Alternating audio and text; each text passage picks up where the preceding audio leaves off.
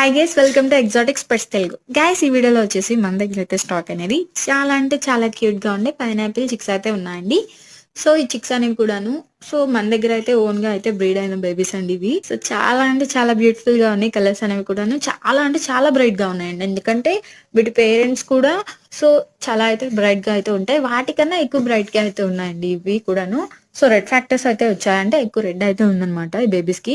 చూస్తున్నారు కదా, చాలా బ్రైట్ గా అయితే ఉన్నాయి బేబీస్ అనేవి కూడాను.